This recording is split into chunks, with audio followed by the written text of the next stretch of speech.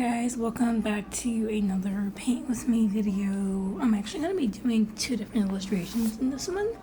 So the first one is going to be a portrait and the next one is going to be more of a full body one. I do have to warn you that I am going to be talking about a movie that I just recently saw in this one. So if you have not seen Tyler Perry's new, was not new, it came out in 2009. If you haven't seen Tyler Perry's movie Temptation that came out in 2009. There's gonna be lots of spoilers in here. So, yeah. So I'm gonna start off by transferring an illustration that I did in my mixed media sketchbook onto my watercolor paper. And I actually have graphite paper. That's what you guys are looking at right here. I do apologize in advance for my voice. I have not been feeling very well. It's not COVID, it is a sinus infection. But yeah, that's what you see me doing here. I'm just using washi tape to tape down the graphite paper in between my sketchbook. And I'm going to be drawing on top of it. But while we're waiting for that to load up, I'm going to start talking about the movie. So first of all, I usually try to avoid Tyler Perry movies because, they can be problematic in various ways. And other people have already mentioned it, so I won't be getting into that. But this movie seemed interesting to me. And I have enjoyed some of Tyler Perry's movies, such as Why Did I Get Married? And I think it was Daddy's Little Girls.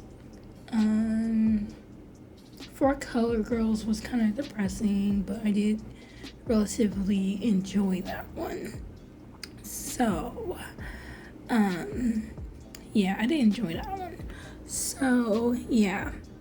So, first of all, I wanted to kind of talk about how the main character, Judith, I don't understand how she was aspiring to be a marriage counselor when she is for the streets. And she was married. Like, all the issues that she saw in her relationship, she wasn't really trying to fix. She was just kind of trying to move on to the next best thing. I don't know. This movie kind of left me with, like, so many questions. What kind of kid decides to become a marriage counselor? Like, they showed her childhood and her upbringing, but nothing about, like, why she decided to become a marriage counselor in the first place. That was kind of weird to me. Like, she didn't find out until she was an adult that her mom was lying about her father being dead. So, it wasn't like she wanted to be a marriage counselor to try to fix couples like her parents, because up until her adulthood, she didn't even know that her dad was actually alive. So that was a weird thing to kind of drop without any backstory or anything. So, yeah. So this $1 million matchmaking agency that she worked for, I have questions. So they have these multi-million-dollar clients, and they're well known for matchmaking these rich people, these millionaires, and doing these compatibility tests and all that to evaluate the potential of a partner. But what I don't get is, since they hired a therapist, why not also hire Judith to do a mental illness evaluation? They don't do the background checks to see who has criminal history. They're not doing STD checks. They're not doing all that. They're just like, hey, you got money, here's a little test. We're gonna set you up with some girls. Good luck. That's odd. That's suspicious. Yeah. So I don't get why the agency didn't test for mental illness, criminal background check, or STDs, because how the movie ended could have totally been avoided if that had been a thing. Um, I do believe that the main character Harley was stalking Judith because when they first met, he mentioned like she looked familiar. He thought he saw her on the run. They had a similar path, and seeing as how his ex was like running from state to state from him, I feel like he put his eye on Judith, tracked her down, figured out where she worked, and then made himself a client at the agency she worked at and made himself available to her specifically before they even met. So I think that he kind of stalked her and hunted her down like prey. Like he's clearly a predator. Like I don't even. Yeah, no, I don't trust the dude over there. I feel like this movie should open up a discussion about indoctrination. Look up the 8 steps of indoctrination as well as the B.I.T.E model, because what I don't understand is if someone like me who grew up on Lifetime movies and I've only taken 2 psych classes in my life, and this person allegedly has a whole degree in psychology to become a therapist, why is she not able to see clear signs of indoctrination, clear signs of a predator, clear signs of an abuser? And this is not to victim blame her or shame her in any way. I just feel like if somebody like me, who is not a mental health professional, can kind of see those red flags and avoid certain people to this extent, then like how could she have fallen prey to that? He was clearly love bombing her, and love bombing is a term that basically means that if you start dating somebody and they're just whining and dining you and treating you like you're the world, and like they're falling head over heels pretty fast and hard, and they're showering you gifts and praise and pretty much telling you everything you want to hear, and they're promising you the world. And like he was clearly doing that, and like he noticed when Judith was comparing him to her husband, and he kind of filled in those gaps where her husband kind of missed. Her husband forgot her birthday, and he gave her flowers for her birthday. She was just complaining about her husband not standing up for her during an incident, and then Harley shows up on their bike run, and like when she got hit by a bike and she fell down and hurt herself, like he was so like defensive of her, and she kind of found that turn on. He took care of her and everything, and like he was just very intense. And then when he was on the plane talking to her, he was like, oh, my ex didn't appreciate all of this. It's just that I love so intensely. And I'm just like, he sounds like an abuser. He's clearly a predator. And when he mentioned that his ex was like from college, I assumed that was like before he was rich.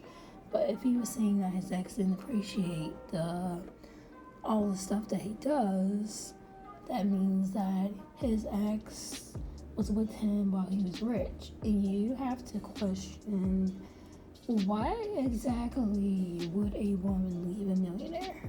Why exactly would a woman leave somebody that's going to wine and dine her, such as Harlan did to Judith? Like, I don't understand.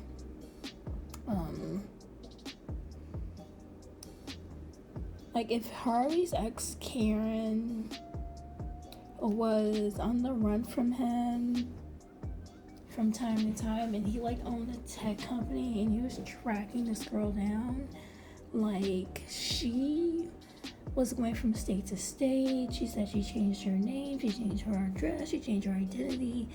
Like she was doing everything to try and stay away from this guy, and he still found her.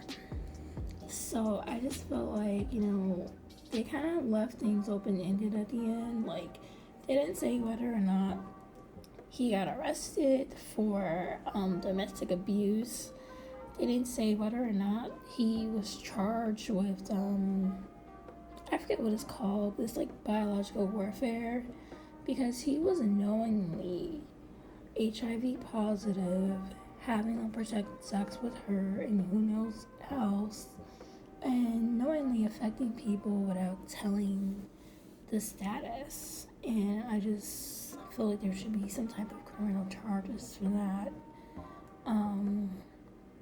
Yeah. I felt like she ended up getting what she wanted in the end, but it came at a cost. She lost her husband, her boyfriend beat her, boyfriend beat Harley.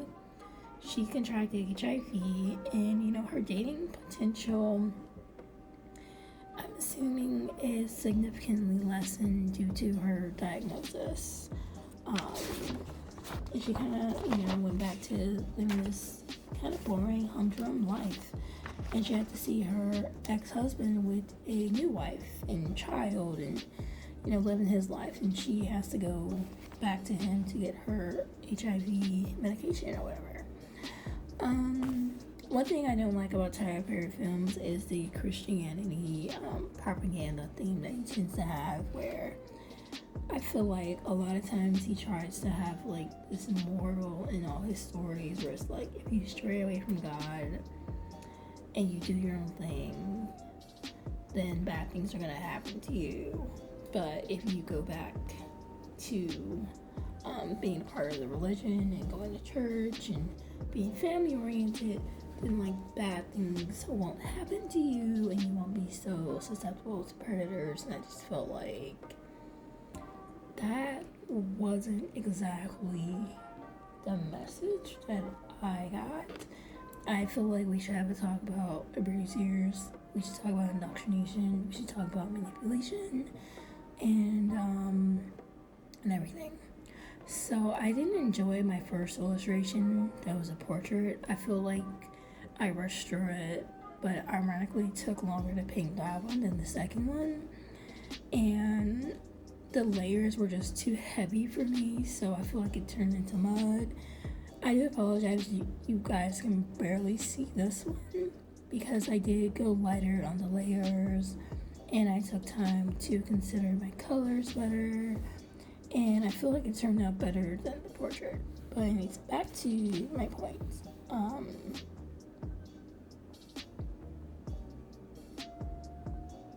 Yeah.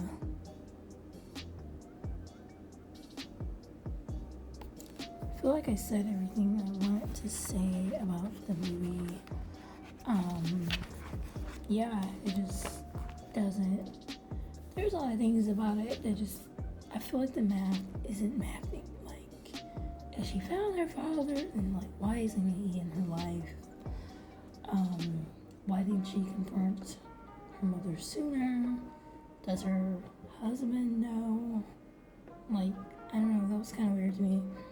And I just feel like I don't understand how she was so like thirsty to be a marriage counselor and have her own office, and she felt like her job was beneath her, and then she let this man get in her head, and she started to feel like her husband was beneath her, and just like her mom tried to reach out to her, even though she cheated on him. He tried to reach out to her. He was just like, hey, like he like went down to the club and dragged her out, and he was like, look, come home with me. I'll forget about everything. I'll never mention it, and we can go home, and I can make sure that you're safe and everything. And she was just like, you don't appreciate me. You take me for granted, and blah, blah, blah. And he's like, what has gotten into you? And I just feel like, I don't know. This movie was just weird to me. It was just so weird to me. I have so many questions. The math is not mathing. I do think that it was a good movie for a Tyler Perry film, especially. But yeah, I have so many questions. It kind of disturbed me, so I painted these portraits just so that I can talk about it, because I am not a commentary channel. And I'm not going to put in like all the research and do all the clips and stuff like Kitty JD does in her videos, or do like this huge deep dive like Billy Sears and anybody else does. So I feel like a good way for me personally to talk about my feelings regarding how I felt watching this film was just to kind of paint some portraits from the movie. Both of these are of Judith's character. The first was a portrait of her in a green dress, and this one is just like a standstill of her. I'm gonna try and insert some pictures of my reference photos for these, so you guys can kind of compare what the finished art looks like versus the finished piece. So yeah, I did take some creative liberties and change some things. I made the skirt a solid purple, blue, pink. I didn't paint all those flowers that she had on it. I changed her hair from a dark brown to more like a purple and brown. And I just kept her eyes a solid brown. I didn't feel like trying to figure out where to put her pupils. And I gave her a nude pink lipstick. And she's holding the tote bag. And this is a close-up of the portrait. I kind of made her a redhead here, and I don't know why, but there you go. Hope you guys enjoyed. Thank you guys so much for watching. Bye.